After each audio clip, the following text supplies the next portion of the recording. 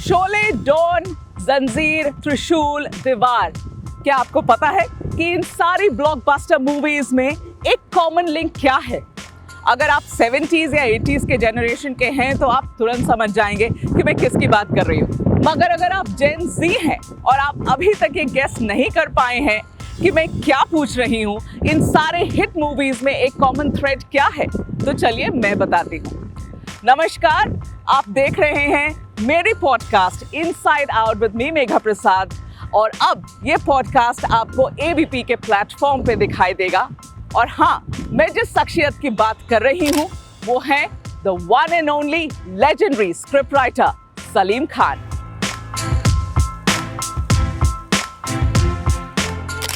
And now we are going to travel from Juhu to Bandra to Salman Khan's residence, Salim Khan's residence, the world famous Galaxy apartment in Bandra.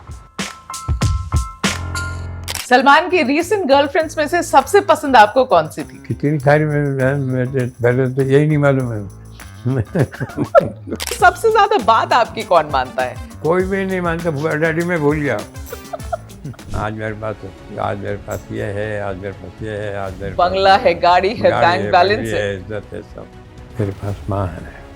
बहुत ये चिल्ला क्या नहीं बोला है, बहुत अच्छी तरह से बोला। मैं जब डायलॉग बहुत बड़ा होता है तो उसको चिल्लाने की जरूरत नहीं होती। मेरे पास ये है, मेरे पास ये है, मेरे पास ये है, तुम्हारे पास क्या है? मेरे पास माँ है। ये आपके 3 फेवरेट कौन से डायलॉग्स हैं? कालिया सरकार, मैंने आपका नमक खाया, अब तो मेरा गोली खा। कितने आदमी थे ये एक डालो। मगर फिल्म में आने के बाद जो है उसका वो कहाँ से कहाँ चला जाएगी। कि अगर आज आप लिखते सुबह हो जाएगी। लेकिन आपने मुझे यही पूछा था कि क्या मैं जेम्स डीन के जैसा नहीं लगता तुम्हें? सुनील दत्त साहब ने कि तुम बॉम्बे आओ, मैं तुमको महबूब साहब से मिलाऊंगा, तुम जेम्स डीन की तरह दिखते हो। मैंने कहा you are not the first man. मैंने बुक तो देवदास से इतना इन्फ्लुएंस हुआ कि फिर मैं कंफ्यूज हो गया कि मैं जेम्स डीन अपने आप को कहूँ या देवदास कहूँ, देवा कहूँ।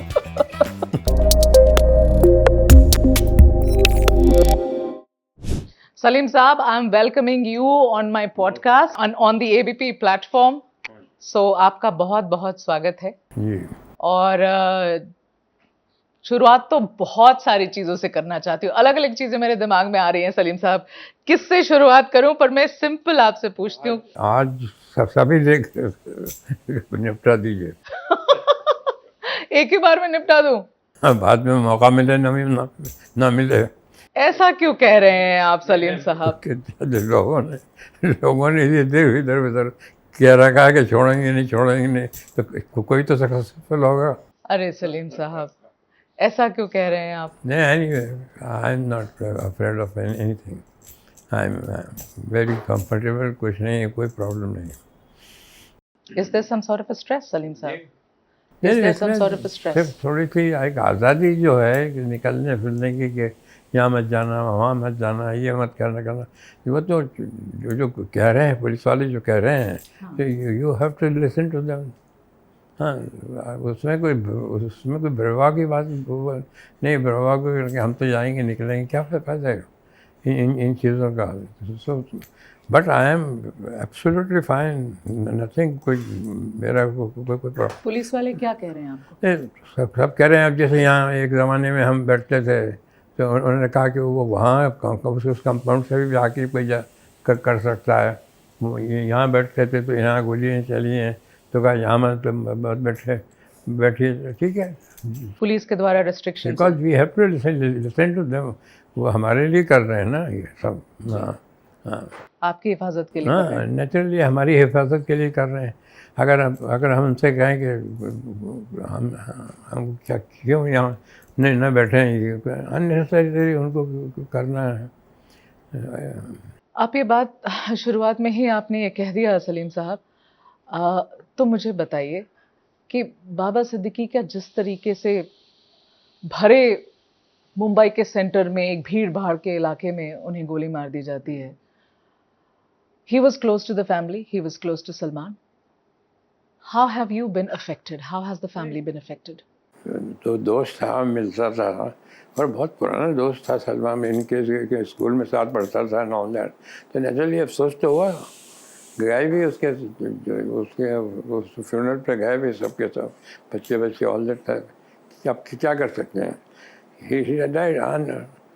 और अच्छा आदमी था, बहुत से लोगों की उसने मदद भी की थी। अब कुछ लोगों के साथ उसका पंगा भी होगा वो तो हमें पता नहीं, उसकी लाइफ के बारे में सब तो पता नहीं। But as far as we are concern he was very close to us. और वो तो सबको ही मालूम है कि मैं किसी भी पास वाले को या जो उससे दोस्ती करेगा या जो उसके घर पे जाएगा या जो उससे मिलेगा उसको छोड़ूंगा नहीं। करिए बोल दीजिए इनका। देखिए अब इससे पहले भी जब हुआ था, थ्रेट आया था, तो मैंने उनसे ये कहा था कि देखिए इज़्ज़त और ज़िल्लत, ज़िंदगी और मौत ये खुदा के हाथ में है। ये कुरान शरीफ में था कि इज़्ज़त, ज़िल्लत, ज़िंदगी, मौत ये मेरे हाथ में है। तो अगर इनके हाथ में है तो ठीक है, देखेंगे। अच्छा, और माफ़ी मांग लो। किससे माफ़ी मांगूँ? माफ़ी मांगी जाती है उससे जिसके साथ आपने कुछ किया हो। चर्च में भी जब कन्फेस किया जाता है तो उससे किया जाता है जिसको कि आपने धोखा दिया, कि साहब मैंने आपको धोखा दिया, साहब मैंने आपको दुख पहुंचाया, साहब मैंने आपको तकलीफ़ दी, मैं माफ़ी मांगना चाहता हूँ। कन्फेशन का भी मतलब ये होता है कि आपने जो गुनाह किया है, आपने जो किसी का दिल दुखवाया है, किसी को तकलीफ़ दी है, उससे जाके माफ़ी मांगो।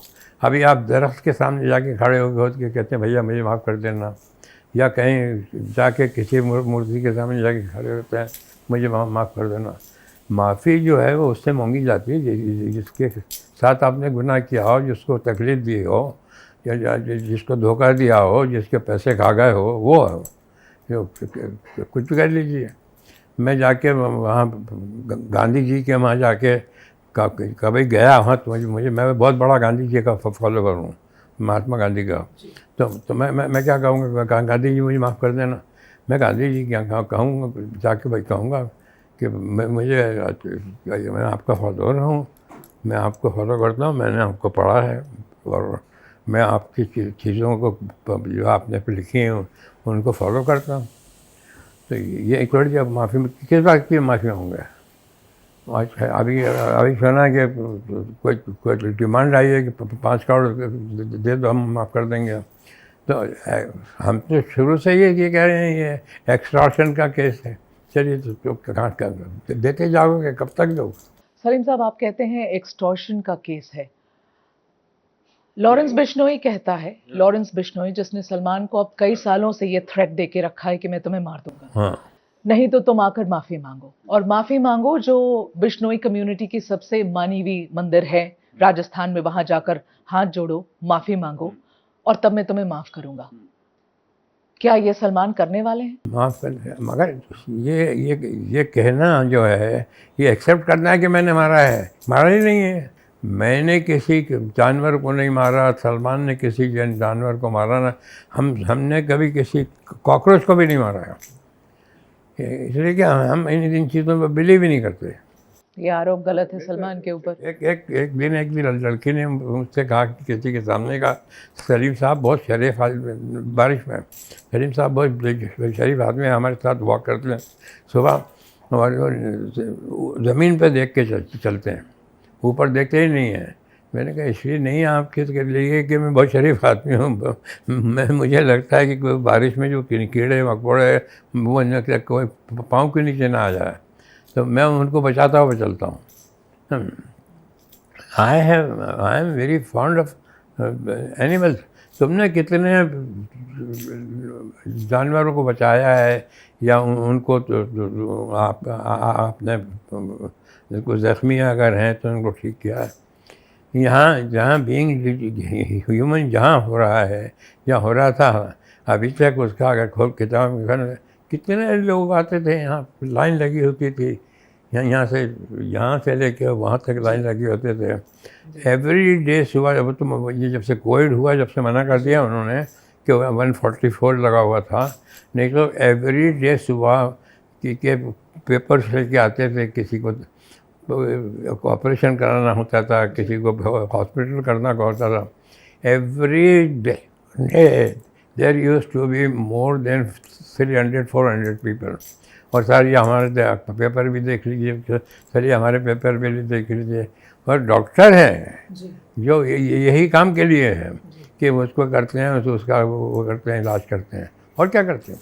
सलीम साहब, बाबा सिद्दीकी को मारा गया, उसके बाद एक नैरेटिव मीडिया में बन रही है, पुलिस के सूत्रों से भी खबर आती है, पर ये इंफॉर्मेशन अब फ्लोट कर रही है कि भाई इस बाबा सिद्दीकी को इसलिए निशाने पे लाया गया, इसलिए उनकी मर्डर की गई क्योंकि वो सलमान को लॉरेंस बिश्नोई से बचाने की कोशिश कर रहे थे। अब ये पूरे नैरेटिव में कितनी सच्चाई आपको लगती है?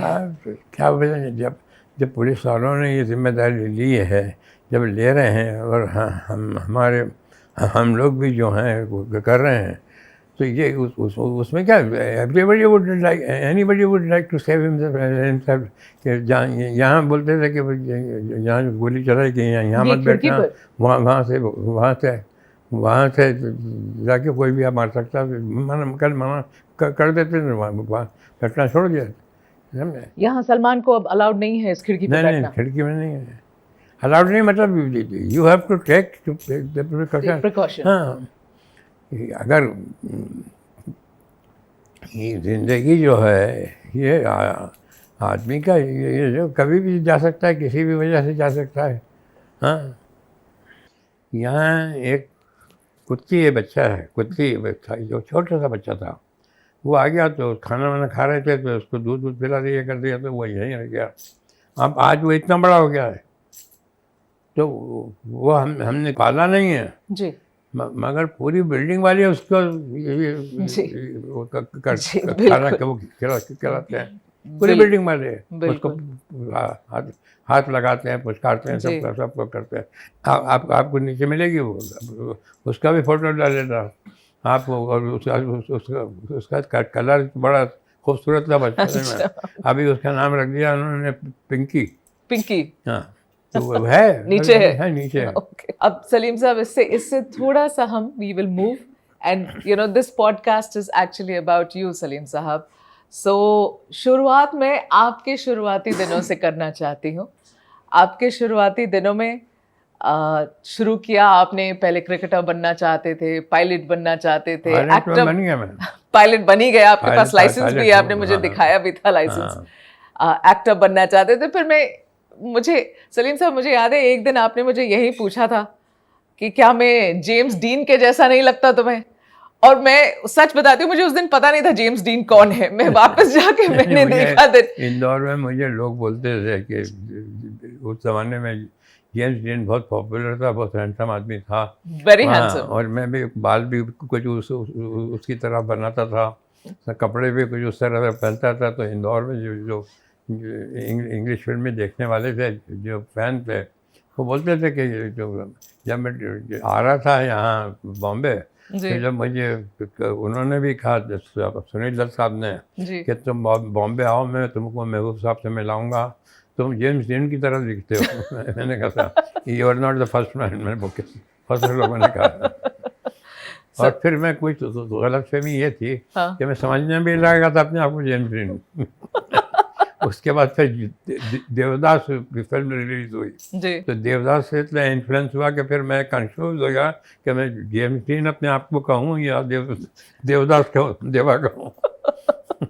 फाइनली किस पे सेटल हुए, क्योंकि आपने तो मुझसे जेम्स डीन पूछा है ना। You still consider yourself one of those really handsome hunks from yesteryears? जमाने के जो हीरोज थे बहुत हैंडसम थे जी, Clark Gable, James Dean, James Stewart, all this बहुत अच्छे एक्टर थे। और हम बहुत अंग्रेज़ी पिक्चर देखते थे इंदौर में। हाँ, हमारे घर के पास जगह थी मऊ, वहाँ इंग्लिश फिल्में आती थी जी, सैटरडे संडे को। तो हमारे पास मोटरसाइकिल थी, वो अभी भी है, अभी खड़ी है उसके पास साइड के पास। तो मैं अभी भी I ride that bike, Triumph Tiger 100. That time, this was the fastest bike. अच्छा, Tiger 100. Tiger 100. Okay. Triumph tiger Triumph tiger 100। हाँ। ओके, रखी हुई है। रखे हुए साफ सुथरे कराते तो इंदौर से मऊ उसी पे जाते थे? ये इंदौर से मऊ उसी पे जाते थे हाँ उसी पे जाते थे। For all the English movies. हाँ इंग्लिश फिल्म देखने जाते थे। फिर सलीम साहब, आज के जमाने में आज के जो क्रॉप हैं एक्टर्स के, उनमें से सबसे डैशिंग हैंडसम कौन लगता है आज आज के जो स्टार्स हैं? सलमान को बाहर रखते हैं हम, सलमान लिस्ट में नहीं। ऐसा किसी के बारे में ये कहना कि ये सब में ज़्यादा है कोई। आपको कौन पसंद है? नहीं, मुझे तो दिलीप साहब बहुत बड़े स्टार लगते थे और राज साहब। अब तो ये राज तो साहब। सेफ जवाब है, राज कपूर और दिलीप साहब। मैं तो आज के एक्टर्स में पूछ रही हूँ। वो लेवल का कोई आदमी आया ही नहीं उसके बाद। इवन राज साहब, मैंने उनका वो ट्रिब्यूट भी लिखा है जिसको और ऑडियो करा लिया है। कभी अगर आप आएंगे या फुर्सत होगी या अभी होगी तो मैं आपको दिखाऊंगा। इतना अच्छा हुआ कि पूछिए मत। काश के राज साहब होते हो देखते हो जी। हाँ। तो आज के जमाने में कोई पसंद नहीं आता आपको खास? वो लेवल नहीं है। लेवल नहीं है ना। किसी में भी नहीं? नहीं, सारे जो हीरोज हैं वो हैं गुड लुकिंग हैं, मगर बात नहीं है। अब जैसे सारे के सारे एक्टर ही सभी अच्छे हैं। They are all good. Nothing in comparison to. अगर देखिए अगर सूरज शक्ल नहीं होगी या सारी क्वालिटी नहीं होगी तो हिम्मत ही नहीं करेंगे यहाँ आने की। वो तो बात सही है। सही, वो सही है। सलीम साहब, आप बताइए, जब ये 70 के दशक में आप और जावेद साहब 25 मूवी लिखी है आप लोगों ने, 25 में से 22 ब्लॉकबस्टर मूवी लिखी है आप लोगों ने, सलीम जावेद ने। एक के बाद एक, back to back huge mega hits. जैसे लोगों ने कहा जैसे कहर ही ढा दिया इन दोनों ने मिलके, और किसी के लिए जगह छोड़ी नहीं। और इस तरीके की मूवीज तो जब आप लोग ने छोड़ी लिखने, ऐसी मूवीज तो बनती नहीं है अब, ना बनेंगी, ना बनेंगी। आज के तारीख में आपके टक्कर का कोई लगता है? क्योंकि सलीम जावेद वापस हुए ही नहीं। मैं आपको बताता हूँ, सोचती है वजह, सब में बड़ी वजह ये है कि पढ़ते ही नहीं है लोग। हम पढ़ते थे जी। एक यहाँ लाइब्रेरी थी, विक्टोरिया लाइब्रेरी। जब आप माहिम वाली निकलेंगे कॉर्नर के ऊपर, तो जब उसके सामने में जाके खड़ा होता था, हाँ। तो वो मुझसे कहता था कि सब आपने पढ़ लिया, कोई आपके लिए नई किताब नहीं है। आपने मुझे बताया था कि माहिम लाइब्रेरी की सारी किताबें आपने पढ़ ली थी। पढ़ते ही नहीं है। पहले के एक्टर्स जो थे, पहले के डायरेक्टर्स जो थे, पढ़ते थे, अपने साथ किताब रखते थे, गाड़ी में किताब रखते थे, घर में लाइब्रेरी होती थी, समझिए वो पढ़ते थे, वो बुक्स को एक्सचेंज करते थे, पढ़ने के लिए देते थे लोगों को कि ये पढ़ो। बहुत अभी वो किसी के पास है लेकिन दिखती नहीं है। वो घूमते थे, और जो बेस्ट सेलर्स जो होते थे वो तो होते ही थे, वो तो सब पढ़ते थे। मैंने पढ़ लिया, आप पढ़ लो, सब एक्सचेंज करते थे। तो पुराने एक्टर्स भी बहुत पढ़ते थे। अगर आप कहते हैं कि सिर्फ वही एक वजह है जिसकी वजह से आज हम आपके जैसा कोई नहीं देखते हैं बॉलीवुड में, कहाँ के लाओगे मटेरियल, कहाँ से लाओगे कैरेक्टर्स अच्छे, कहाँ से लाओगे, ढूंढोगे कहाँ से, डायलॉग्स कहाँ से लाओगे, उन्हीं को ही हम कर लेते, ट्रांसलेट कर लेते हैं हिंदी में, उर्दू में के अंदर। You get so much of material from there. ये कहाँ से लाओगे? ज़्यादा से ज़्यादा आप कर सकते हो कि पुरानी पिक्चरें देख सकते हो, उनसे देख सकते हो, मगर एग्जॉस्ट हो जाएंगे तो थोड़ा दिन में। So because they don't read, they do not really have much material with them. Salim साहब, आप how do you rate a good script writer above average? You know, आप लोगों ने जो कहानियां दी 70 के दशक में, वो टाइमलेस कहानियां, वो आज भी relevant है। Today also you connect those with the society. How do you know, if you have to identify a good storyteller, what are the traits of a good storyteller? It should be interesting. उसमें emotion होना चाहिए जी, सारी की सारी चीज़ें होना चाहिए उसमें। आदमी आपका अगर कोई ट्रेजिक सीन है या अगर कोई ऐसा सीन है तो आपके आंखों में आंसू आ जाए, तो और अगर थ्रिलर है तो आपको लगे कि यार कमाल है। And then it is not only the writer, the director is also there कि वो उसको भी मटेरियल मिलता है जी। अगर किसी भी डायरेक्टर को ये बोल दो कि ये मुझे बनाना है कोई भी, तो कहेगा वेरी द स्क्रिप्ट, जी स्क्रिप्ट तो बताओ क्या लिख बना, आप स्पेस पे भी जाके बनाओगे तो उसके लिए भी स्क्रिप्ट चाहिए, जी अंडर द सी भी जाओगे उसके लिए भी स्क्रिप्ट चाहिए। जी अंडर द सी भी फिल्में बनी हैं, जी समझ गए, पानी के अंदर, जी वो उसके लिए भी चाहिए। You have to have a script for every. A good script actually. Salim sahab, ये जो पूरा किस्सा है आप लोगों का, आप और जावेद साहब का, कि जंजीर जब आई थी, जंजीर आई थी और आप जंजीर। लोगों ने उस वक्त तो स्क्रिप्ट राइटर्स को ना इतनी तवज्जो दी जाती थी, ना इज्जत दी जाती थी, ना पैसे दिए जाते थे इतने, पर जंजीर में आप लोगों ने कुछ ऐसा किया जो कभी हुआ नहीं, शायद कभी होगा नहीं। रातों रात आपने किसी पेंटर को हायर करके अपना नाम सारे पोस्टर्स अक्रॉस बॉम्बे में लिखवा दिया। मैं पूछना चाहती हूँ Salim sahab, I understand from where you were coming, इतनी कंपेलिंग रीजन क्या थी आपके अंदर कि ये ऐसा किया आपने? आपको अंदाजा नहीं था कि राइटर्स को कुछ भी नहीं मिलता था, समझिए आप। यानी यहाँ तक के राइटर्स जो थे वो उनका जो हुआ करता था, जो भी रिम्यूनरेशन वो प्रोड्यूसर था, वो डिसाइड करता था, मोड ऑफ पेमेंट वो डिसाइड करता था। और पैसा मांगने के लिए उसको कोई एक रीज़न बताना पड़ता था कि मेरे बच्चे की फ़ीस देनी है, मुझे रेलवे का पास बनाने का है, मेरे को मकान लेने का है, मेरे को ये सारी चीज़ मैंने कहा। अरे उसने काम किया है, उसको मैंने तो समझे। प्रॉफिट मोहम्मद ने ये कहा है कि मज़दूर को उसकी मज़दूरी उसका पसीना सूखने से पहले दो। काम करता है मज़दूर तो उसका जो आप उसका मुआवजा जो दें वो बस पसीना सूखने से पहले दीजिए। जो उसकी एक इज्जत बहुत बड़ी चीज़ है आदमी के लिए, समझे। पैसा तो है ही, वो तो ज़रूरी है इंसान के लिए, मगर उसको एक ही जगह जा रहे होते थे और उससे कहते थे आप टैक्सी में बैठ के आ जाइए, आप बस में बैठ के आ। अरे जब तुम वहीं जा रहे हो तो बैठा दो तो आ गया। गाड़ी में भी नहीं बैठाते थे? गाड़ी में भी नहीं। ये आप किसकी बात कर रहे हैं, जो प्रोड्यूसर्स डायरेक्टर्स होते थे? नहीं, जो भी प्रोड्यूसर डायरेक्टर होते थे, कहीं जा रहे होते थे एक किसी जगह से किसी जगह पे, तो बोलते आप आ जाए, वहाँ आ जाइए। मतलब वो एक क्लास वो था कि ये हम ये हमारा क्लास है, ये वो इनका क्लास नहीं है ये गाड़ी में बैठने का। आप ये कह रहे हैं कि राइटर्स को मतलब ये क्लास आइडेंटिफिकेशन अगर गाड़ी में जगह होती थी तो ये है ना कि आज बैठ जाइए, चलिए हम वहीं जा रहे हैं, वो भी नहीं होता था। क्यों नहीं बैठाते थे आपको गाड़ी में? ये और वो आता था तो कई मरतबा 5-6 घंटे बाहर उसको बैठे थे, वो बैठे हुए हैं सेट के बाहर बिठाते थे? हाँ, नहीं ऑफिस में बाहर बिठाते थे। हाँ, बाहर मतलब ऑफिस के बाद जो जगह होता है यहाँ अंदर आके बैठ के थोड़ी देर चले जाते थे, तो लेके आते थे, सुनते भी नहीं थे, गाने भी नहीं सुनते।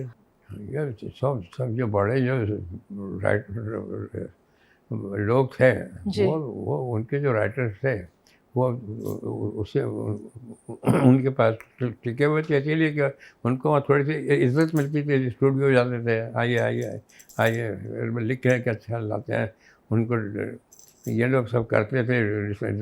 एक आम राइटर की पोजीशन बहुत ख़राब थी। तो वो अपने लिए तो ऐसा नहीं कि हमने आपको अपने लिए किया है सब कुछ, मगर हमने ये कहा कि हम ये जो स्टेट है ये जो है कि ये इसको इतने पैसे मिलेंगे। कितने पैसे मिलते होंगे आपको बताइए उस ज़माने में एक राइटर को? नहीं पता, आप बताइए। 10,000 से ऊपर नहीं मिलते थे पूरी मूवी के लिए। साल भर में फिल्म बनती थी 10,000 के ऊपर नहीं, पूरी फिल्म का। चोपड़ा साहब ने B.R. चोपड़ा साहब ने ये कहा था एक मतलब हमको खाने में बुलाया था और कहानी सुनने के लिए कि आपको मालूम है मैंने कानून फिल्म के कितने पैसे दिए? तो मैंने कहा नहीं, तो मैंने कहा 1,000 रुपये। उन्होंने ये कहा बड़े फ़ख्र के साथ कहा, मरूम उनको मतलब ये एटीट्यूड था लोगों का। क्या है इसकी वैल्यू क्या है? फिल्म हमने बनाई है, ये कहानी ये इतनी सी लेके आया था और ऐसा करके लाया था, एक आइडिया था सब कुछ। दिस वाज द एटीट्यूड की फिल्म राइटर की कोई वैल्यू नहीं थी, कोई वैल्यू नहीं थी। सलीम अच्छा, साहब नाम भी नहीं आता था, जी ना स्क्रीन पे नाम आता था, ना किताब पे नाम आता था, कि किसी भी नाम भी नहीं आता, समझे। एक आदमी एक नॉर्मल स्क्रिप्ट के 100 पेजेस में लगते हैं, जी 100 पेजेस में होती है कंप्लीट, जी समझे। वो लिख रहा है, उसने लिखी है, आपने किए हैं, तो यहाँ ये निकाल दो, ये कर दो, ये कर दो, सब करने के बाद वो उसको मिलते थे ज़्यादा से ज़्यादा, कभी कोई दे देता था। राजेंद्र सिंह बेदी का बेटा बोलता था मैंने अपने फादर को 25,000 रुपये दिए थे फिल्म के, पूरी फिल्म के। नहीं नहीं, इट इज़ नॉट कि कोई वो लोगों को परेशान कर रहे थे या लोगों यही वैल्यू थी उस ज़माने में। सलीम साहब, आपने दोस्ताना में ये शर्त रखी थी ये कि लीड एक्टर जो अमिताभ बच्चन थे उसमें उनसे ज़्यादा आपको पे किया जाए।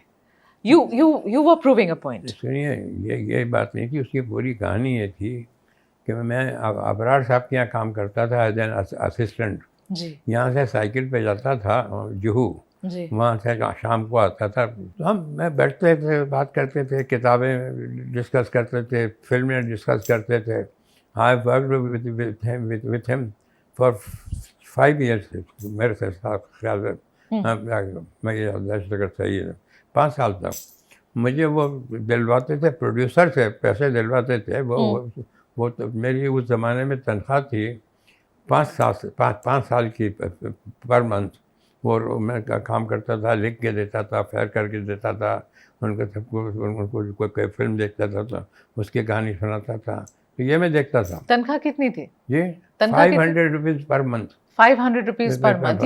ये आप कब की बात कर रहे हैं? What are the years? मैं आपकी बात कर रहा हूँ कि बहुत ज़्यादा पुराना नहीं है। उस ज़माने में ये वो लिख रहे थे फिल्म शशि कपूर के साथ। ओके हाँ, मैं मतलब ये गुरुदत्त के टाइम पे गुरुदत्त के की टाइम पिक्चर बना रहे थे, ओके तो ज़्यादातर उन्होंने गुरुदत्त की पिक्चर लिखी। जी जी तो एक दिन मेरे मुँह से निकला जी कि एक ज़माना आएगा कि राइटर जो है वो स्टार के बराबर पैसे लेगा।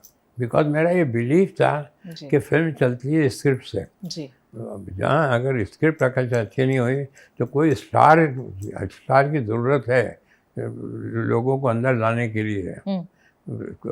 People should come in set देखने के लिए कि क्या क्या देखेंगे, वो देखने के लिए चाहिए। तो उसके लिए बड़े बड़े स्टारों की ज़रूरत होती है, जब बड़े बड़े बैनर लगते हैं कि यार ये पिक्चर अच्छी आ रही है, ये देखेंगे, है।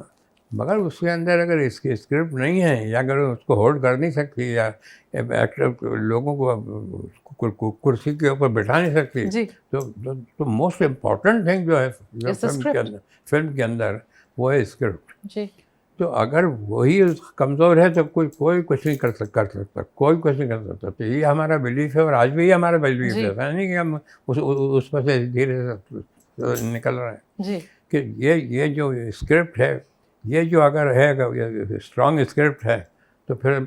और मैंने सूरज से बरजातिया से भी ये कहा कि मैंने कहा कि देखिए फिल्म बनाने के मैंने कई रीज़न देखे हैं। किसी ने कहा कि भाई हमारी हीरोइन जो है उसकी शादी हो रही है, वो चली जाएगी, इसलिए जल्दी से मुझे एक फिल्म बनानी है, वो उसके साथ वो मैंने उसको साइन किया हुआ। अच्छा, मेरे पास एक अच्छा टाइटल पड़ा है तो उसको भी मैंने रजिस्टर कराया हुआ है, इसलिए मुझे फिल्म बनानी है। मेरा फाइनेंसर का खड़ा बराबर फिल्म बनाओ, मेरे डिस्ट्रीब्यूटर बोल रहे हैं फिल्म बनाओ। I can give you 50 reasons के जो लोगों ने फिल्म बनाते हैं, जी 50 यहाँ बगैर किताब पढ़े हुए 50 रीज़न। फिल्म बनाने का एक ही मकसद और एक ही होना चाहिए रीज़न कि I have got a script where I can put my laughter. इतनी स्ट्रांग है। जब दीवार की जब स्क्रिप्ट सुनाई थी जी गुलशन राय साहब को और अपना यश चोपड़ा को, तो 15 मिनट तक साइलेंस थी और उठ के जाने नहीं दे रहे थे कि ऐसा नहीं कि कहीं जाएं और ये कहानी किसी और को भेज दें। बैठो बैठो बैठो बैठो बैठो बैठो बैठो। दीवार आप लोगों ने 18 दिन मात्र में लिखी है, ये सही है? हाँ, कंप्लीट 18 दिन के अंदर लिखी है। और यहाँ बैठ के ये जो वो था, ये दीवार थी समंदर में, यहाँ बैठ कर यहाँ बैठ के लिखा। हाँ हाँ, आते शाम को मिलते थे, बैठते थे, करते थे जी। और लिख के और दूसरे दिन डिक्टेट करवा दिया करते थे। पर्सनल फेवरेट कौन सी है सलीम साहब की, out of all the blockbusters that you have given? ये पर्सनल फेवरेट कौन सी मूवी है जो आपको सबसे पसंद है, आपकी creation? Sholay. Sholay. Sholay is the best. हाँ शोले, इसलिए कि उसमें आपने बहुत अच्छी लिखी है, सब सारे के सारे स्टार्स अच्छे हैं, हाँ मगर वो उसको बनाने वाला भी तो चाहिए जी। उस लेवल पे। तो उस प्रोड्यूसर मिल गया था उस लेवल के। शफी साहब जी के पास 2 या 3 हिट फिल्में थी नहीं जी। अपना, वो थी एक तो अपना सीता और गीता, हाँ एक एक एक एक थी वो जिंदगी ये सब कर, वो भी हिट फिल्म थी, अंदाज। तो उनके पीछे ये 2 हिट फिल्में थी जी। तो उससे ये होता है कि कंपनी की जो पिक्चर बनती है उसको बहुत अच्छे पैसे मिलते हैं जी। और बहुत ज़्यादा महंगी बिकती है जी। और फाइनेंसर भी पीछे एक के पीछे एक जी। आ जाता है कि हम देते हैं। तो ये तो बहुत अच्छी बनी भी थी वो मूवीज तो ऑफ कोर्स शोले तो टाइमलेस हिट है वो, है ना, आप कभी भी देखें। हाँ। Sholay is perhaps one of the best, rather the best movie that we have had in Bollywood. मेरी यहाँ एक दिन पार्टी थी, यहाँ सब जी। बैठे हुए थे जी। और उस टीवी पे उस दिन वो आ रही थी शोले। शोले आ रही थी। एक साहब बाथरूम गए तो वो वापस नहीं आए, यहाँ हम बैठे हुए थे बालकनी में। जी। तो कहाँ गए वो कहाँ गए ढूंढ रहे हैं, तो इधर ढूंढ रहा कि क्या वहाँ तो है ही नहीं, वो इधर नहीं है। तो अल्टीमेटली पूछा कि गए हैं किधर वो? तो इन्होंने कहा बोले जूते तो हैं इनके वहाँ यहीं पड़े हुए हैं, समझे कहाँ हैं? तो इन्होंने कहा देखो, तो वो 1.5 घंटे बाद आए। मैंने कहा कहाँ गए थे आप? कहने कि वो सर मैं गया था बाथरूम, तो वहाँ वो उनके बेडरूम में वो चल रही थी शोले, मैं वहाँ खड़ा हो गया तो बाहर नहीं आ सके। सब भूल गया मैं कि मैं कहाँ हूँ क्या होता है। मैंने वो कंप्लीट देखी। मैंने कहा यार आके एक मरतबा बोलते थे कम से कम कि मैं अंदर देख रहा हूँ, खड़े देखिए। सलीम साहब, अगर आज शोले बनती, and you as a script writer, आपके जयवीरू कौन होते आज? कौन? आपके जयवीरू आज कौन होते अगर आज शोले बननी होती? नहीं, अलग अलग टाइम पे अलग अलग। अरे बताइए तो सही। नहीं मिल जाते हैं वो तो जमाने आपके आप एज अ स्क्रिप्ट राइटर आपके पिक कौन होते? नहीं ये आज के जो अच्छे हैं तो 2 अच्छे बताइए जो आपको पसंद हो। नहीं वो तो सोचना पड़ता है, ऐसे एकदम तो आ नहीं जाता है, मगर जब हम उस लेवल पे पहुंचे थे जी कि लोग सोचते थे इनकी स्क्रिप्ट को क्या देखना है, क्या पढ़ना है, ये बहुत अच्छा काम करते हैं, समझो। और अगर उसके बाद अगर आप आ जाओ यहाँ का दीवार, हाँ। कहीं भी उसमें ऐसी जगह नहीं है कि ये यहाँ कुछ करना था। जी कंप्लीट एक के बाद एक सीन जो है टाइट थी, बिल्कुल चैन की तरह है कि इसके बाद ये दूसरा सीन हो ही नहीं सकता था जी। यही जगह सीन है जो इसके बाद हो सकता था जी। कोई कहीं से भी उठा लीजिए, माँ नहीं जाएगी माँ जाएगी, माँ नहीं जाएगी माँ जाएगी, उसके ऊपर वो होता था बेटा तू इतना बड़ा रईस नहीं हो गया है जो कि अपनी माँ को खरीद ले। आपके जो आइकॉनिक डायलॉग्स है ना, 11 मुल्कों से शुरू होकर बसंती कुत्तों के सामने नहीं नाचना। मैं आपसे पूछना चाहती हूँ सलीम साहब, एक तो आप हमारे लिए रिसाइट करिए आपके 3 फेवरेट कौन से डायलॉग्स वो पहले आप हमें रिसाइट करके बताएं। यू हैव रिटन इट, आपके कलम से निकली है। अरे वो बता रहा था अपना क्या कैरेक्टर बता रहा था कि हमारे साथ गए थे सिंगापुर जी, तो बहुत सारे थे, तो एक्टर्स भी थे बड़े बड़े जी, तो कोई किसी को पहचानता ही नहीं था। तो अपने जो 2-3 एक्टर जो थे ना, जो छोटे मोटे एक्टर थे जी, समझे, उसके पीछे भागना शुरू करने किया चाइनीज़ में। वो कालिया कालिया कालिया कालिया कालिया रोल किया था ना, कालिया वो अपने एक लड़के ने रोल किया था। ओके हाँ, तो विजुकोटे, हाँ? अच्छा, हाँ, ओके, उसके पीछे तो ये बड़े बड़े जो स्टार्स है इनको झटका लगा कि भाई हम इतने करके आ रहे हैं तो दुकान बाल बाल बना के और हमारा कोई साइन ही नहीं ले रहा कोई ऑटोग्राफ नहीं ले रहा। हाँ, you will be surprise to know कि कोई भी ऐसा डायलॉग नहीं है जो इतने अच्छे अच्छे डायलॉग सब और भी शोले में है जी। और डायलॉग कौन से उसके हुए हैं जो स्वामी ने कितने आदमी थे, अरे ये कोई डायलॉग है ये डायलॉग मुगल आजम की अगर आप दो चार सुने तो कहें यार क्या डायलॉग, कितने आदमी थे, 3 आदमी थे सर, साले 3 आदमी थे और तुम 2 बस, ये कोई डायलॉग वो हिट है। लिखी आप ही ने, लिखी तो आप ही ने। ऐसे ही उसमें हिट हुए हैं। कालिया सरकार मैंने आपका नमक खाया, आप तो मेरा गोली खा।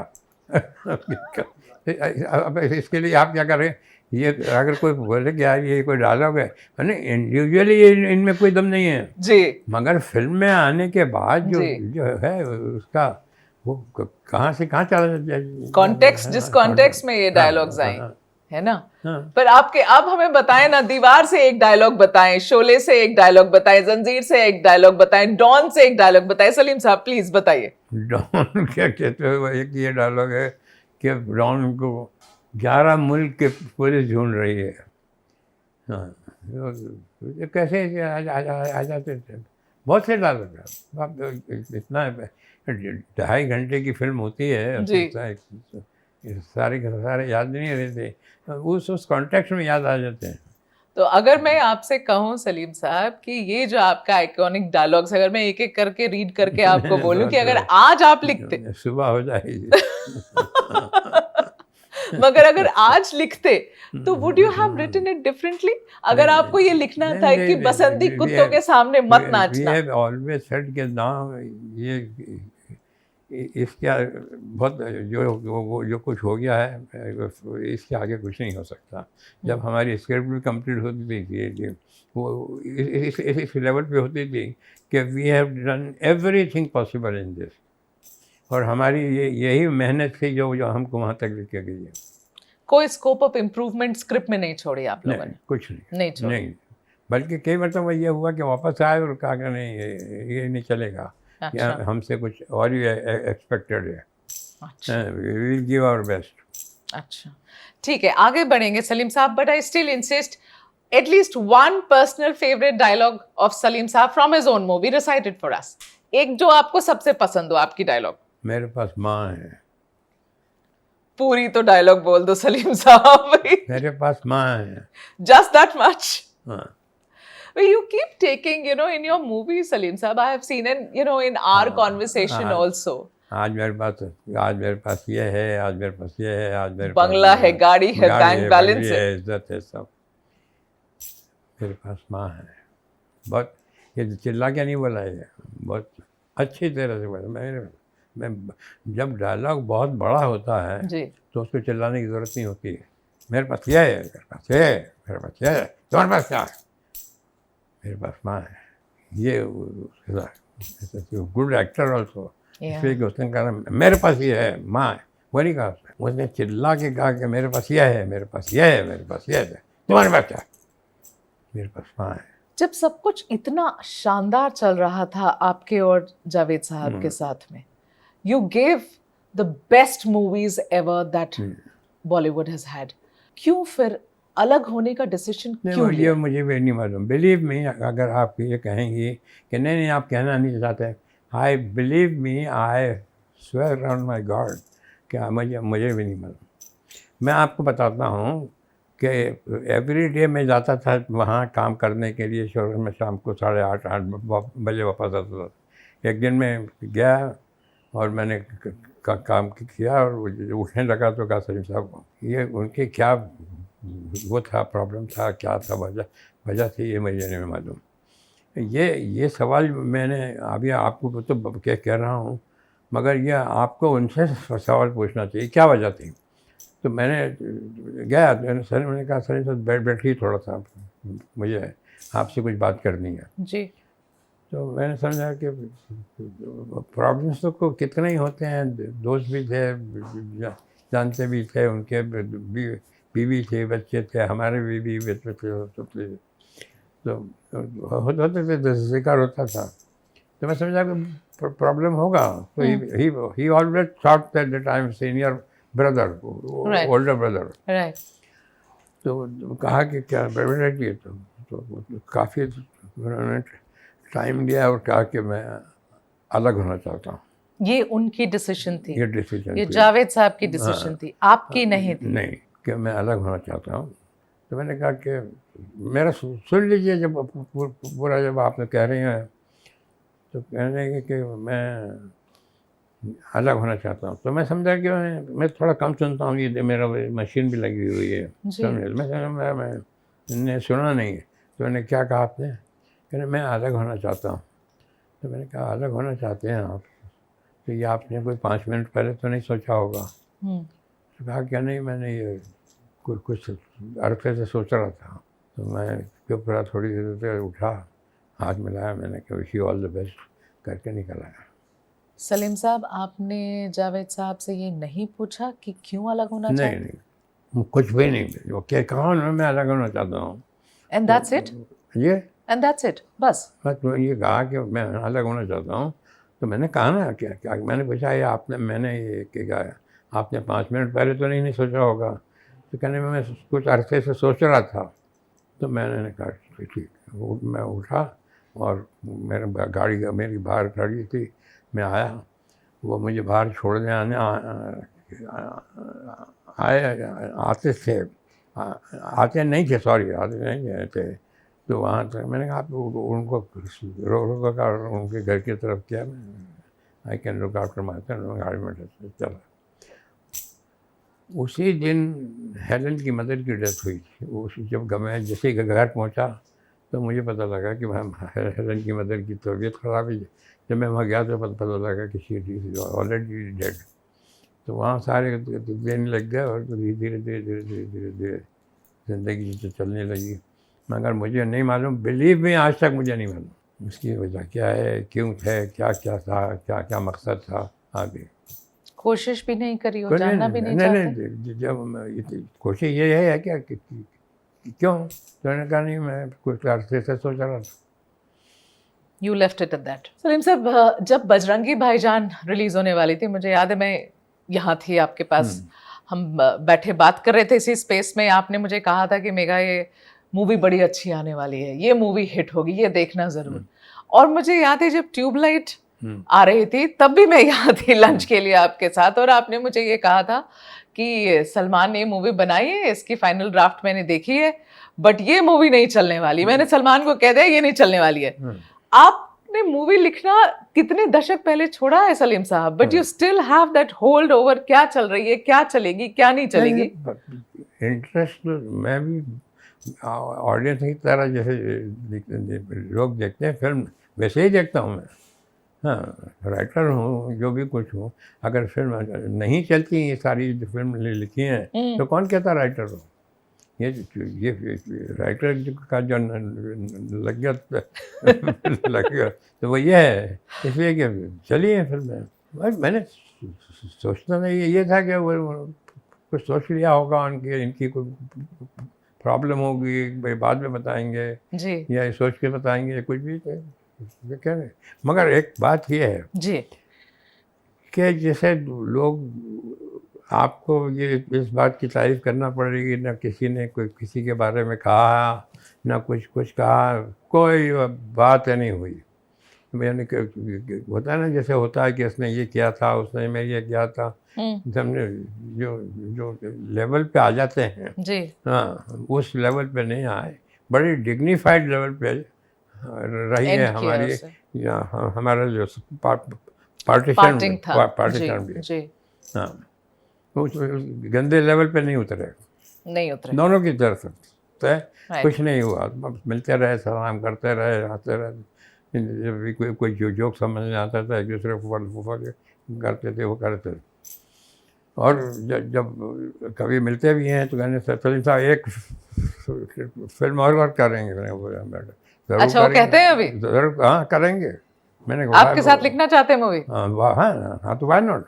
हाँ आपका किया है, जवाब हमने क्या? काम किया है। हाँ बड़ी अच्छी तरीके से काम किया है। जी। बहुत अच्छे एटमोसफियर में काम कर रहे हैं। ना लड़ाई होती थी, ना आर्ग्यूमेंट होता था, कुछ नहीं। ये हाँ ये correct. What is the equation you share with him today? आपकी इक्वेशन अभी कैसी है जावेद साहब के साथ? नहीं हमारे मेरी तो खैर तबीयत ये कोविड में भी असर ज़रा कमज़ोर रही। ये इज़ गुड। सलीम साहब, आपसे you know, on the back of the scripts that you have given to Bollywood, if there is one man who was catapulted to a cult figure, that man is Amitabh Bachchan. Because most of your hit scripts, Amitabh Bachchan is the lead role. How do you rate him as a person? What is your equation with Amitabh Bachchan? नहीं, actor के बारे में बात कर सकता हूँ मैं जी बाकी ऐसे पर्सन में इतने करीब कभी आए ही नहीं उनके। जी। हाँ, और ना वो किसी को आने देते हैं। मतलब? नहीं कोई दोस्त इतने करीब नहीं आता उनके घर के। उनका रिश्ता जो है वो सलाम दुआ का है। हाँ, एज एन एक्टर आप बात करिए, आप उनसे ये करिए कि ये सब कहानी सुनाइए आप जी। अगर आपको कुछ लगता हो तो करिए। एज एन एक्टर आवाज़ अच्छी है, समझे आप, समझते हैं रोल, समझते हैं रोल अच्छी तरह से सुनते हैं, सब कुछ करते हैं। Okay. But as an person मैं कभी इतना करीब नहीं है आया। और मैं समझता हूँ और भी कोई आदमी नहीं है जो इतना करीब आए कि जिससे कि वो अपने दिल की कोई बात कहते हैं या वो करें या कोई राय मांगेंगे या कोई नहीं है सर उनके आसपास। Salim sir, will move to your children, and now I want to, there are lots of specific questions I want to ask you. पहले तो आप ये बताएं कि Salim Khan, how do you rate yourself as a parent? 5 बच्चे आपके, how does Salim Khan, he himself rates, how do you rate yourself as a parent? मैं ये समझता था कि मैं अपने फादर से बहुत डरता था। जी मेरे फादर पुलिस में DIG थे। जी 32 इयर्स की सर्विस थी। जी। वो जब चल के आते थे तो जूतों की आवाज़ सुन के बच्चे जो थे वो पढ़ने लगते थे, किताब रखते ऑल दैट। आप ऐसा करते थे? मैंने जब शादी की तो मैंने ये डिसाइड किया कि मेरे बच्चे मुझसे नहीं डरेंगे। जी। They will be my friend. कोई बात करनी हो, कुछ कहना हो, कुछ करना होता तो मैं उससे कहा के बात कर सकते। इवन कोई पर्सनल बात हो, अच्छी बात, ऐसी बात हो कि जो उनके दिमाग के बाहर ऊपर हो, तब भी मुझसे बात कर सके। Okay. तो उनको कोई हेजिटेशन नहीं हो मुझे बताने के लिए कि मुझसे ये गलती हुई है, मुझसे प्रॉब्लम हुआ है। और आज भी वही है। मैंने अपने बच्चों को वो लिबर्टी दी है कि you can come and talk to me anything. Okay. Salim sahab, हर पेरेंट का एक फेवरेट चाइल्ड होता है। सलीम साहब का favourite child out of the 5 कौन है? ये बिल्कुल गलत है कि होता है। हर बच्चा जो है अपने माँ बाप के लिए एक जैसा होता है। हाँ। समझे। और वो बल्कि ऑन द कॉन्ट्ररी स्मार्ट बच्चा भी होता है, खूबसूरत बच्चा भी होता है, सारे बच्चा होता है। कई मरतबा ऐसा होता है कि जो सब में कमज़ोर बच्चा होता है वो बहुत माँ बाप को बहुत करीब होता है। अच्छा, ये बताइए, अब आप नाम तो नहीं लेंगे बट आप ये बताइए कि 5 में से सबसे रिलायबल कौन है? सबसे रिलायबल, अगर रात के 2 बजे सलीम साहब फोन कर रहे हैं, who is the one who will pick your call in one ring and be right here? नहीं रिलायबल क्या है कि बच्चों में ये जो आजकल के बच्चे हैं, हाँ। ये उन बच्चों की तरह है कि डैडी आप शाम को घर पे हैं, मैं आता हूँ आपके साथ एक ड्रिंक लूँगा, और नहीं आते और नहीं आते। नहीं आते। इनमें से सबसे ज्यादा बात आपकी कौन मानता है? अलवीरा भी है, अर्पिता भी है, अरबाज, सोहेल, सलमान सब हैं। सबसे ज्यादा आपकी बात कौन मानता है? कोई भी नहीं मानता। डैडी मैं भूल गया। 5 में से कोई भी नहीं? भूल गया। None of them? क्योंकि आया नहीं। ओह सॉरी, भूल गया। ये अच्छा। I am very punctual also. You are. मैं टाइम पे पहुंचता हूँ, हमेशा हर जगह टाइम पे पहुंचता हूँ। हाँ जितने भी लोग हैं वो बता देते हैं कि सलीम साहब ने 9 बजे कहा है तो 9 बजे वो आ जाएंगे। फिल्म इंडस्ट्री में भी ये मशहूर है कि टाइम पे वो घड़ी मिला लीजिए आप। घड़ी मिला लें। हाँ, मगर वो जो हैं वो टाइम पे आते भी नहीं हैं, वो टाइम पे कि कोई वो नहीं है value। सलमान तो इस काफी इनफेमस कि वो समय पर सेट पे नहीं पहुंचते। हाँ, नहीं पहुंचना चाहिए मगर इनमें से ऐसा कोई जिसके ऊपर आपकी बिल्कुल कोई कंट्रोल ना हो? नहीं, ऐसा तो नहीं है। मैं समझा के बात भी कर देता हूँ कि देखो ये मत करो, इसका नतीजा ठीक नहीं है, समझे, ये नहीं होने वाला है, समझे, ये आदमी जो कह रहा है ये नहीं कर सकेगा, इसके हाथ में नहीं है, सारे के सारे। बड़ा बहुत माय जो है एक्सपीरियंस जो है वो बहुत है, मतलब उसकी एक किताब लिखी जा सकती है जी। हाँ, तो उसमें मैं समझाता हूँ कि उसको ये नहीं होगा तो मान जाते हैं। मान जाते हैं। हाँ, मैं समझा। मैं बच्चों के बारे में बात करी तो लगा यार सलीम साहब मुझे ये बताएं कि सलमान की रीसेंट गर्लफ्रेंड्स में से सबसे पसंद आपको कौन सी थी? कितनी सारी मैं पहले तो यही नहीं मालूम है। नहीं मैं नंबर नहीं पूछ रही हूँ। उसका पर्सनल मामला है। आई have never interfere with it, समझा। मैंने उससे उसके पर्सनल मामले में कभी बात नहीं की कि ये है all that. But you might have liked one of them. मैंने तो सोचा कि जब भी ये डिसीजन लेगा, हाँ। समझे, सोच समझ के लेगा, इसलिए कि गर्लफ्रेंड को ऐसा थोड़ी कि आज गर्लफ्रेंड हुई और कल शादी कर ली। मैंने कहा जो लंबा चलता है तो आज थोड़ के जो लड़के साथ रहेगी तो वो जैसे कि मैंने भी जो शादी की है तो वो ये किया कि भाई ये मेरी निभेगी, मैं चला सकता हूँ, चली बिल्कुल चल रही है। ये नाउ हमारी ये एनिवर्सरी जो आ रही है 18 तारीख नवंबर को, वो 60th एनिवर्सरी है। 60th anniversary. वाह, कांग्रेचुलेशंस ऑन दैट सर। देखिए ये जो माँ बाप का जो शादी करना है, अरे भाई शादी मुझे करना है, आपको थोड़ी करना है। बच्चे जब जाते हैं माँ बाप के पास तो कहते हैं भाई हमने लड़की को देखा, आपको चलो ये, अरे तुमने क्यों देखा भाई, उसको लड़की शादी वो कर रहा है। हाँ। ये बात सही है बिल्कुल, जो लोगों को अभी तक नहीं समझ में आई है हमारे सोसाइटी में। क्यों माँ बाप जाकर देखते हैं? माँ बाप देखते हैं भाई जो उसने जाके शादी की, अरे शादी उसको करना थी, वो कर रहा था शादी, आपको थोड़ी करना थी, आपकी तो हो गई है। हाँ। मैं ये पूछ रही हूँ कि आपकी फेवरेट कौन थी इनमें सारी? Because some of them I met here only in the house. Believe me, अगर मुझे मालूम होता तो मैं आपको बताता कि ये लड़की जो थी बहुत अच्छी थी। ये मगर वो जो लड़कियां आती हैं ज़िंदगी के अंदर तो आती हैं कोई किसी के साथ काम कर रहा है, 2-3 फिल्में मिल गई तो उसके साथ ज़्यादा टाइम गुजरता है तो लोग समझते हैं कि ये इससे चल रही है, वो फिल्म ख़त्म हो जाती है, अपने घर चले जाते हैं अपना बोरिया बिस्तर लेके। तो वो जो है वो इनका एक पर्सनल मामला है, वो अप्रिशिएट भी करते हैं वो कि डैडी ने पूछा नहीं लड़की कौन है, क्या है, क्या रिश्ता। बिल्कुल नहीं पूछते सलीम साहब? नेवर, नहीं पूछते। नहीं पूछ, और बताएंगे क्या, नहीं फ्रेंड है, ये बोल देंगे फ्रेंड है। आपके सामने एक्सेप्ट नहीं करेंगे गर्लफ्रेंड है फलानी की, नहीं वो ये भी नहीं कहेंगे, वो फलानी फिल्म में मेरी हीरोइन है फलानी, ठीक है। तो आज खाने के टाइम पे कभी आ जाती है तो खाने में बिठा लेते हैं, कभी डिनर के टाइम पे आती है, कोई बुला लेते हैं, कभी कोई पार्टी वार्टी होती है तो बुला लेते हैं, सलमान की फ्रेंड है। ओके, कुछ नहीं, beyond that you don't ask questions. No, आपको लगता है, मतलब देखिए ये सवाल तो कई बार आपसे पूछा गया होगा, but do you think Salman is now what 58, अभी भी कोई चांसेस हैं उसकी शादी करने के? You think so? क्या मालूम, यू नेवर नो, ये कभी भी हो सकती है ये शादी, मगर अभी ये है कि अब ज़िंदगी में कोई ऐसी लड़की आए जिसके बारे में उसको ऐसा लगे कि ये लड़की चली गई तो अच्छा नहीं होगा, इसलिए कि जितनी भी लड़कियाँ ज़िंदगी में आई हैं, दिस इज़ द बेस्ट।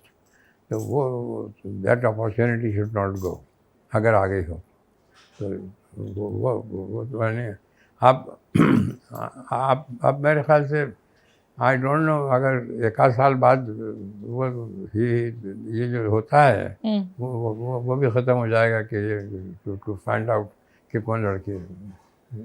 अब वो एज ऐसी हो रही है जी, कि जिसमें कि मुश्किल होगा। मुश्किल लगता है आपको? हाँ, मुझे मुश्किल लगता है।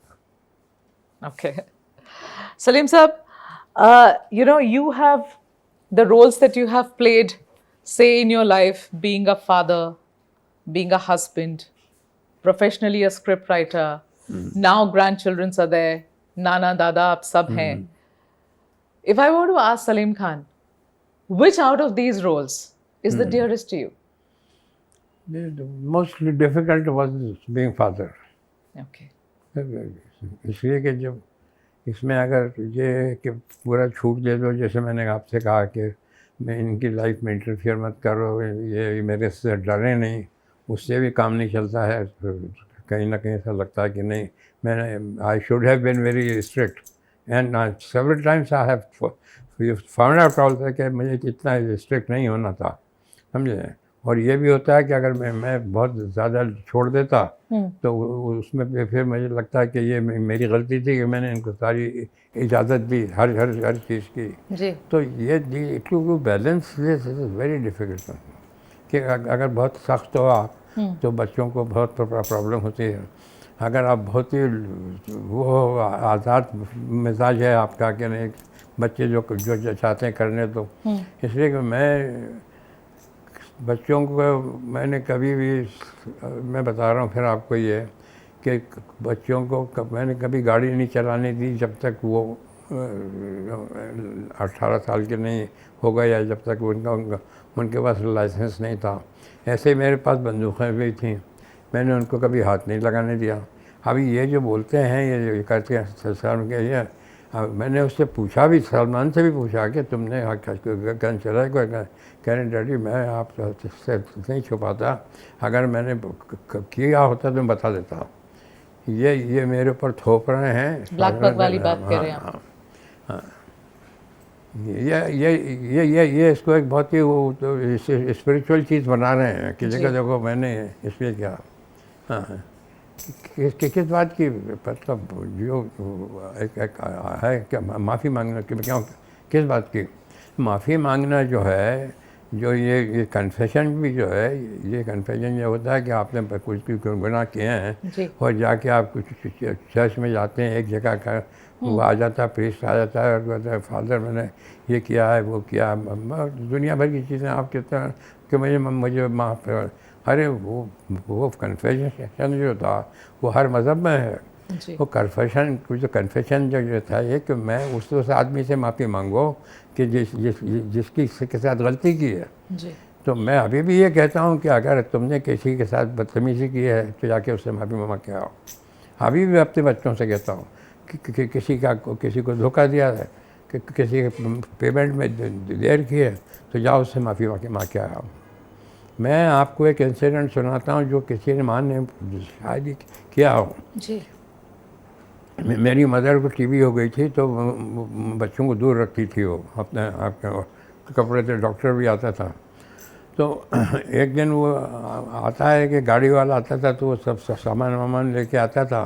तो वो एक घर से दूसरे घर जाता था, दूसरे घर से, और हर हफ्ते वो आता था। और औरतों का सामान ज़्यादा होता आता। तो एक मुल्ला जी भी आते थे, एक बोरी, हम उनको सब बोलते थे, और जब वो आते थे तो हम सब घेर के खड़े हो जाते थे। तो उसमें चाबी वाली मोटर भी होती थी, मोटरसाइकिल भी सब होती थी। तो मैंने उसमें से एक मोटरसाइकिल निकाल ली, उठा दिया। तो जब वो चला गया दूसरे कंपाउंड में, तो वहाँ भी उस कंपाउंड में भी उसके लिए वो वेट करते थे। फिर उसके बाद दूसरा कंपाउंड, तो हफ्ते में एक बार तो आता था, फिर चला जाता था। जी। तो मेरी मदर को पता लगा, और बीमार थी वो, कि इसने ये, मेरी मदर ने मुझे बुलाया और कहा कि तुमने उसमें से उठाया। मैंने चुप था, मैं कहा कि जाओ वहाँ एक गाड़ी खड़ी है उसकी, जहाँ दूसरे कंपाउंड के अंदर, जाओ माफ़ी मांगो और कहो कि ये मैंने आपकी गाड़ी में से वो चोरी की थी। तो फिर चोरी किया था ये, तो उस टाइम पे भी मुझे बहुत बहुत हार्श वर्ड लगा। मेरी उम्र थी 9 साल की। तो बुलाया कांस्टेबल को, पुलिस वाले को बुलाया, मेरे फादर के पास बहुत पुलिस वाले, हेड कांस्टेबल वगैरह। तो बोला इसको लेके जाओ और ये वहाँ जाके कहे कि मामा जी मैंने माफ़ क्यों करना, मैंने आपकी गाड़ी में से चोरी किया था। तो लेके गया और खड़ा कर दिया उसने मुझे वहाँ। वहाँ सारे बच्चे भी खड़े थे, सब औरतें खड़ी थी। बोलो मम्मी ने क्या बोला, बोलो क्या बोला, सब देखने लगे। मुझे मालूम था कि तो मैंने ये कहा कि मैंने आपकी गाड़ी में से उठा लिया था। तो उसने कहा नहीं वही बोलो जो मैम साहब ने बोला था। और मुझे उस एज में भी लग रहा था कि ये बहुत स्ट्रांग वर्ड है मेरे से जो बोल रहे हैं। तो फिर उसने कहा बोलो बोलो, 2-3 मरतबा। तो मैंने कहा कि मुल्ला जी ये आपकी गाड़ी में से मैंने चोरी किया था। तो उसने मेरे हाथ से छीन लिया उसने, और सब बच्चे हंसने लगे और हाँ हंसने लगे। मैं वहाँ से भागता हुआ घर आया एंड आई स्टार्टेड क्राइंग। मगर उसका असर ये हुआ कि ज़िंदगी में एक पैसे की कभी चोरी नहीं की मैंने। यानी मैं टेलीफोन करता था और वो कई मरतबा एक ही कॉइन होता था। जब बॉम्बे आया था मैं, और वो दबाता था तो इजेक्ट हो जाता था वो कॉइन, तो मैं दोबारा यूज़ नहीं करता था। आज भी मैं कोई एक पैसे का किसी का वो नहीं है मेरे ऊपर। And you've given the same teachings to the... एक इंसिडेंट की वजह से मैंने आज तक कभी झूठ नहीं बोली है, मैंने आज तक किसी को धोखा नहीं दिया है, मैंने आज तक किसी को ये नहीं कि कल आ जाना परसों आ जाना, पैसा नहीं है तो नहीं है, नहीं ये घुमाता नहीं हूँ। सबके पैसे दिए। जब मैं अलग हुआ, जो जावेद से अलग हुआ तो आधा पैसा मेरे पास था, आधा तो उसके पास था, समझे, इसलिए कि पैसा था। मैंने सबको घर बोला कि जो मेरा जो हिस्सा था आधा वापस गया। बच्चों में भी यही वैल्यूज इनकलकेट किए हैं सलीम साहब? जी नहीं, एग्जैक्टली जाओ दे क्या सारा के सारे जो पैसे थे मेरे पास, कोई उस ज़माने में जो लिए थे प्रोड्यूसर से, जो पैसे लिए थे, कोई साइनिंग अमाउंट ली थी या तो कुछ लिया था, सबको घर बुला के पैसा दिया। आज भी आप किसी पेपर में डाल के देख सकते हैं कि सलीम खान के ऊपर किसी का पैसा आया है तो वो लेके जाओ, समझे। अगर किसी मैं मेरे भूल गया हूँ और ऑल दैट, तो मुझसे कई लोगों ने कहा क्या अगर जो फाइनेंस सर हैं 2-3 उन्होंने कहा मनोज कुमार साहब से कि बेटे से, तो उन्होंने मुझे ये समझा कि अगर मैं फिल्म इंडस्ट्री में किसी को पैसा दे सकता हूँ बगैर लिखत पढ़ रहे तो वह है सलीम खान। ये क्रेडिबिलिटी आपकी थी, आज भी है? आज भी है। सलीम साहब, कई बार ऐसा होता है ना कि पिता अगर बहुत फेमस है तो बच्चों को वैसे ही जाना जाता है कि इस फेमस पिता के बच्चे हैं। जब बच्चे बहुत फेमस होते हैं तो फेमस बच्चों के पिता वैसे इंट्रोड्यूस किए जाते हैं। आप लोगों के सिचुएशन में तो सलमान आपके नाम से इंट्रोड्यूस किए जाते हैं, आप सलमान के नाम से इंट्रोड्यूस किए जाते हैं। How incredibly lucky do you find yourself Salim साहब? मैं बता रहा हूँ आपको कि हमारे फादर जी, मदर, नाना, दादा, अलग हमारी बर्थडे पे कोई ओकेजन होता था तो दुआ देते थे। प्रेजेंट तो मिलता ही था कुछ ना कुछ, कैश में मिलता था प्रेजेंट, मगर दुआ देते थे। और वो दुआ आज तक वही दुआ तो चल रही है कि खुदा इज़्ज़त दे और सेहत दे। खुदा इज़्ज़त दे और सेहत दे, पैसे हम खुद कमा लेंगे। और इतना नाम जो आपका है, सलमान का है। सब में बड़ी बात तो ये है कि वो घमंड जी किसी में नहीं है, समझा। नौकरों के साथ भी बैठ जाएंगे, वो दोस्तों के साथ भी बैठ जाएंगे, वही वही है सब, मजाक करेंगे, ये करके जो करेंगे, कुछ नहीं। देर इज नो कि जो सलीम खान का बेटा गाड़ी के मारे कोई भी दे दीजिए, ये लेके चल आएंगे। मुझे शौक़ था गाड़ियों का जी। बहुत, अच्छी गाड़ियाँ रखी भी मैंने, अच्छी अच्छी गाड़ियाँ रखी हैं, आज भी मुझे शौक़ है। मगर आज इतने पैसे नहीं हैं जितने चाहिए। अब बड़ी बड़ी गाड़ियाँ 2-2, 3-3 करोड़ की होती हैं, मगर अभी आज भी शौक़ है, वो शौक़ ख़त्म नहीं हुआ है। खरीदना चाहते हैं बड़ी गाड़ियाँ, अभी 3-3 करोड़ वाली? अभी भी खरीद रहा हूँ। कौन सी ले रहे हैं? जो मर्सिडीज जो नई आ रही है वो।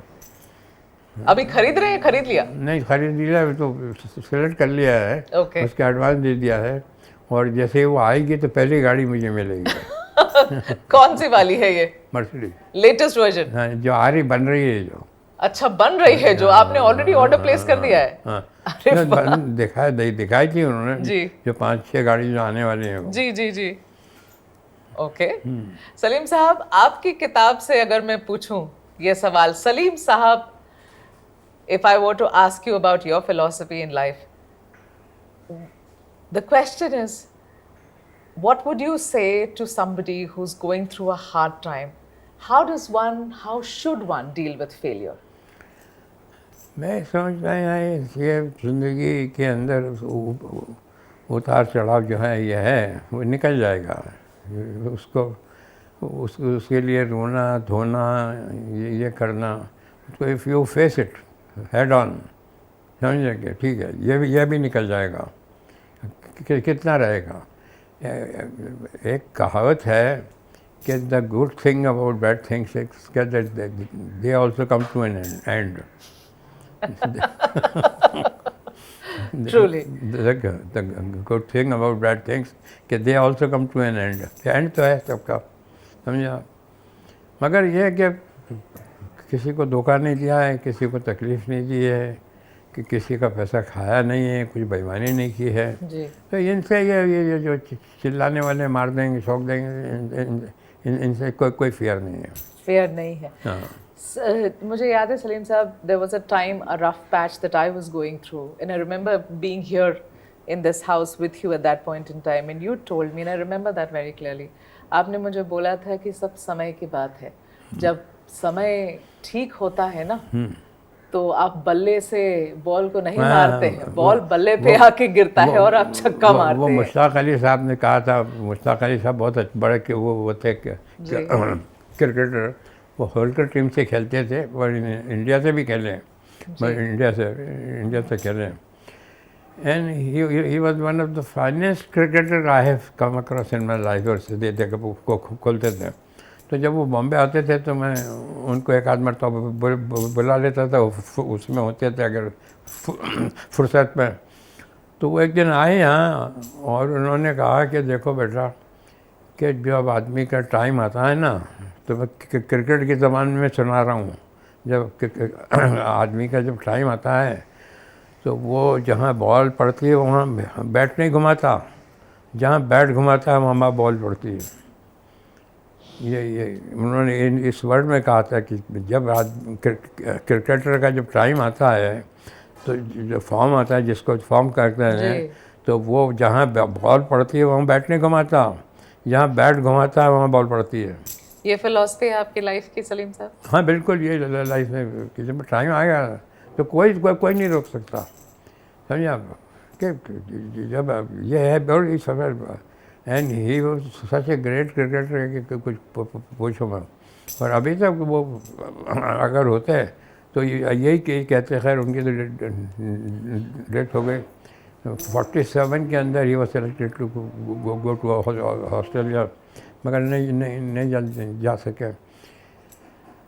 हर चीज़ के अंदर, खेल हो चाहे कुछ भी हो, जब टाइम जब आता है ना, जब आदमी को तो खुद को समझ में नहीं आता कि हो क्या रहा है, ये समझिए आप कि व्हाट्स हैपनिंग। इतना डेस्टिनी में बिलीव करते हैं सलीम? ये इतना आप डेस्टिनी में बिलीव करते हैं? नहीं, डेस्टिनी नहीं है ये डेस्टिनी नहीं है। ये टाइम जो है, ये वक्त है, हर चीज़ का एक वक्त होता है। हर चीज़ का एक वक्त होता है। कोई भी जैसे कि हम ज़िंदगी में हम जो करते हैं ना कि हम सुबह ये करेंगे, शाम को ये करेंगे, इसी तरीके से ये ज़िंदगी में भी टाइम में होता है कि ये जो टाइम है ये टाइम अच्छा टाइम है, जब वो आता है तो वो ऐसे ही होता है। और जब टाइम ख़राब होता है ना तो ऐसा लगता है ये हो क्या रहा है। हमारे कंट्रोल में कुछ नहीं है, ये हमारे कंट्रोल में कुछ नहीं। हाँ, हमारे कुछ देखिए, हमारे कंट्रोल में ये ऐसा मैं समझाता था एक ज़माने में लोगों को, अब पता नहीं, ये ज़िंदगी के दो एंड हैं। ज़िंदगी के दो एंड हैं जी एक मौत और एक बर्थ। जी। इससे तो इनकार नहीं ना आपको। नहीं। बर्थ और डेथ। बर्थ आपके हाथ में नहीं है, कहाँ पैदा होगे, किस जगह पैदा होगे, कि किस मज़हब में पैदा होगे, कहाँ पैदा होगे, किस वक्त पैदा होगे, ये आपके हाथ में है नहीं है।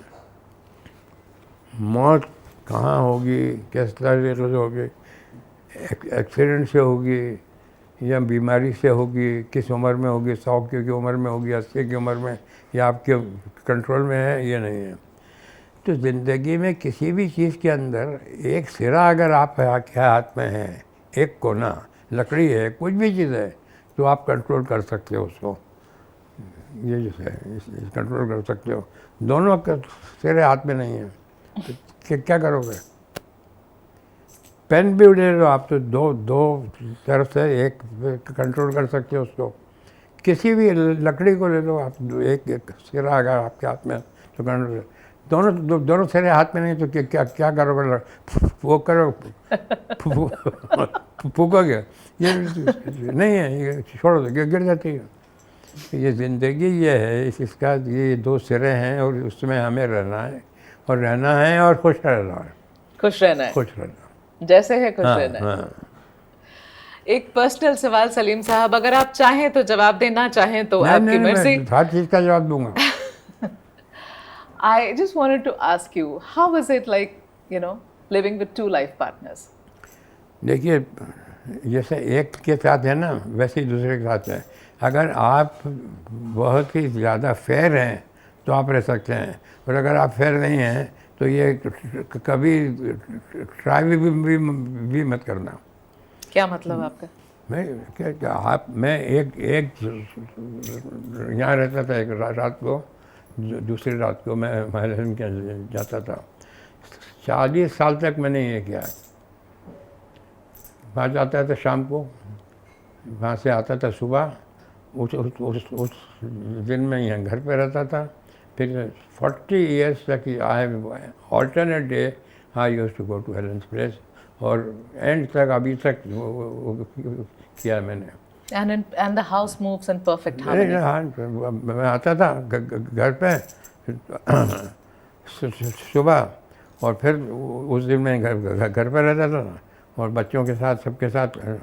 तो अगर आप में ये दम है कि बराबरी से कर सको, मेरे कई दोस्तों ने कहा कि ये जो आप करते हो ये हम नहीं कर सकते, कि you have to balance it. कि अगर आपने एक को छोड़ के दूसरे को पकड़ लिया तो वो बात नहीं हो सकती। Both Salma ji and Helen aunty get equal. वो उनको मालूम होना चाहिए कि उनको ये कन्वे हो जाना चाहिए कि ये आदमी जो है ये इस मामले में ये नहीं है, अगर ये यहाँ गया है तो गया है। अब देखिए, जो लोग छुप के करते हैं, वो एक आदमी है वो बोल के करता है, बाकी के लोग जो ज़िंदगी में कई लोग छुप के करते हैं कि ये कर रहे हैं, वो कर रहे हैं, यहाँ जा रहे हैं, वहाँ जा रहे हैं, फार्म पे जा रहे हैं, फलानी जगह जा रहे हैं। नहीं, मैं वहीं जा रहा हूँ, सुबह आता हूँ, दूसरे दिन मैं जा रहा हूँ, वहाँ जा रहा हूँ, घर जा रहा हूँ।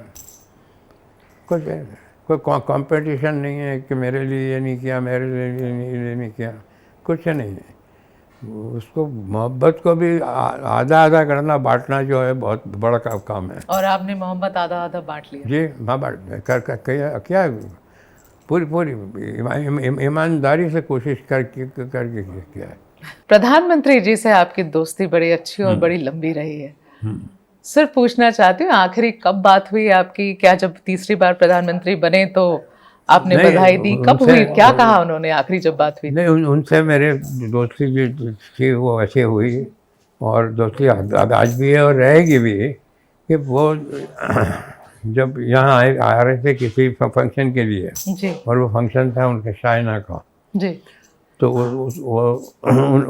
उन्होंने, शाइना जी ने पूछा कि किसी से मिलना है बॉम्बे में, तो कहने मैंने आपके सारे दोस्तों को सबको बुला लिया है। तो मैंने कहा नहीं, और कोई अगर आपसे किसी से मिलना चाहते हो। उस ज़माने में मैं आर्टिकल लिख रहा था उसमें दैनिक भास्कर में, जी हिंदी में, तो he used to read it, और उनको पसंद भी आ रहे थे, और उन्होंने उसको कई गुजराती में छपवाई भी। तो उन्होंने कहा कि मुझे सलीम साहब भाई से मिलना है, सलीम साहब से मिलना है।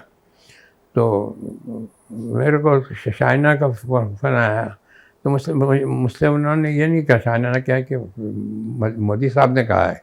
उन्होंने कहा आपको मिलना है मोदी साहब से।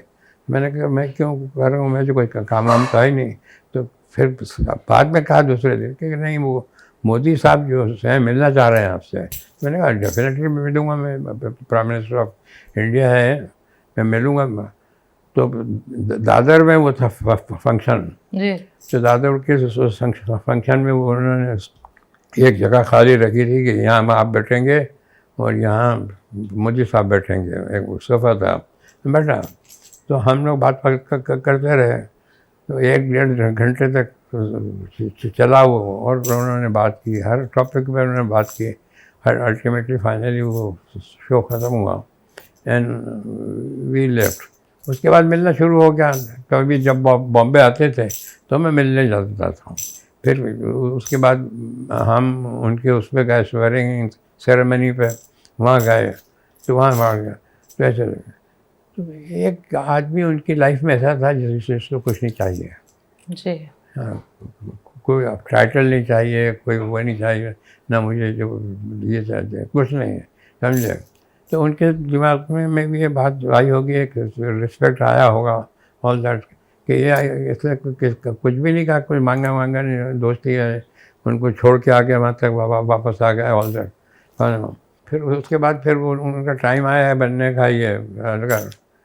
तो मैंने उनसे ख़ुद को भी जाके कहा कि अब मैं आपसे मिलना, जब जाता हूँ एयरपोर्ट पे मिलता हूँ छोड़ने के लिए, ये बंद करूँगा और आपको फ़ोन भी नहीं करूँगा, इसलिए कि आप बहुत बिजी हो गए।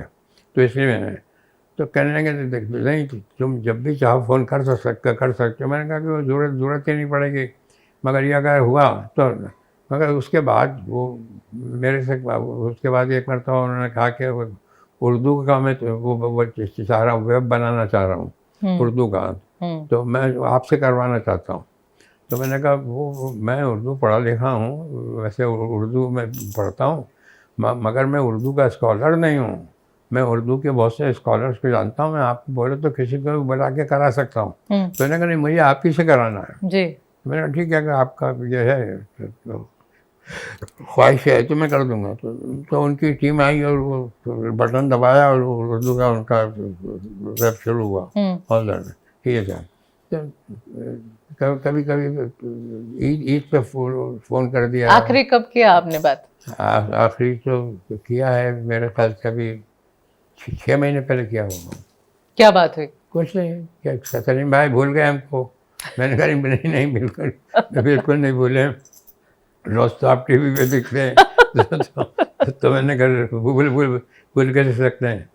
तो कहने का नहीं मैं आऊँगा तो मिलूँगा आपसे। मैंने कहा ठीक है, मुझे कोई ज़रूरत नहीं पड़ेगी, कभी कोई ऐसा काम आया नहीं है। जी तो जो जितने मेरे कंट्रोल के, जितने मेरे एरिया में, तो सब मैं खुद कर लेता हूँ। तो ऑल दैट रिस्पेक्ट सर, वो एक डिग्निटी है, उसमें कोई लेन देन का कोई पैसा प्रॉब्लम नहीं है कि मेरा क्या कर रहा। ये भी जो हो रहा है, ये इसका ये Lawrence Bishnoi, I have never talk to him. आपने पीएम से बात नहीं करी? उनको मालूम होगा, जी उनको मालूम होगा कि तो ये लड़का जो है इनको वो कर रहा है परेशान। जी। करेंगे जो जो भी उनको कुछ करना होगा। हाँ? आपने ये बात नहीं नहीं उठाई। मैंने ये बात नहीं छेड़ी। Salim sahab, thank you so much for your time, such a delight to speak to you. आपने इतना समय हमारे लिए निकाला, इसके लिए बहुत बहुत thank you, big big thank you to you. धन्यवाद। Most welcome.